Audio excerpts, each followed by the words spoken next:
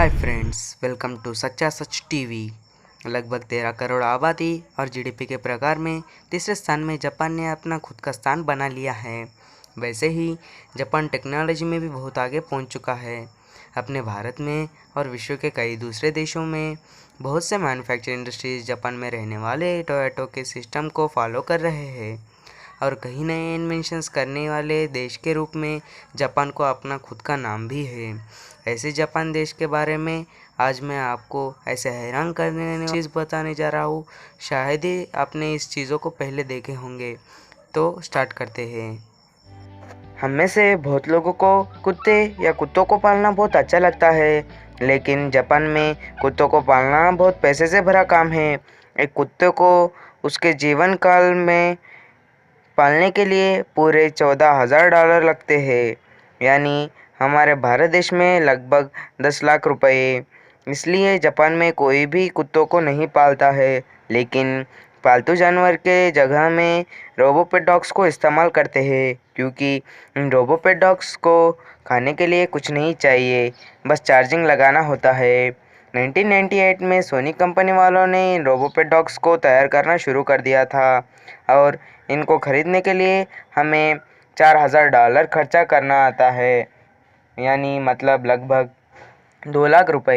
ये रोबोपेट डॉग्स हमारे कुत्तों के जैसे ही चलते हैं, भौंकते हैं और दौड़ते हैं। वैसे ही इनमें कैमरा और माइक्रोफोन भी लगा रहता है। यह सचमुच के कुत्तों के जैसे ही लगते हैं। अगर दोस्तों हमारे में से किसी को दांत के बीच में अगर गैप रहे तो या टेढ़े रहे तो भी हम डॉक्टर्स के पास जाकर उसे सीधा और सुंदर करवाने की कोशिश करते हैं, लेकिन जापान के लड़कियां सीधे रहने वाले दांतों को हमेशा के लिए टेढ़े और क्षैतिज करवाते हैं, नहीं तो सीधे दांत पर टेढ़े दांत या टेढ़े डमी दांत लगाते हैं। वही उसे सुंदर समझ लेते हैं। अगर हमेशा के लिए ऊंचे और टेढ़े दांत लगाने के लिए वहाँ 14,000 से $30,000 तक खर्चा होता है, यानी सिर्फ लड़कियों को ही ऐसा दांत लगाने के अच्छा लगता है। वही लड़कों के बारे में आए तो वह पूरी तरीके से उनको अपोजिट रहते हैं। जापान में सिर्फ एक टोक्यो में ही 90 लाख जनता मेट्रो ट्रेन में सफ़र करते हैं, तो इतने सारे यात्री मेट्रो में चढ़ने के बाद उन्हें ढकलने के लिए जापान के सरकार ने पुशिंग पीपल को भर्ती कर लिया है। हमारे नॉर्मल मेट्रो ट्रेन्स के डोर ऑटोमेटिक बंद हो जाते हैं, लेकिन वह डोर बंद होते समय कुछ भी बीच में आया तो वह फिर से ओपन हो जाते हैं।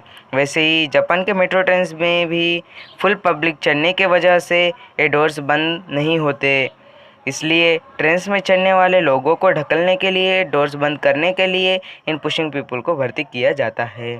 इसको देखकर आप अंदाज़ा लगा सकते हो दोस्तों कि मेट्रो सिटीज़ कितने रश रहते हैं और कितने भीड़ भाड़ से रहते हैं।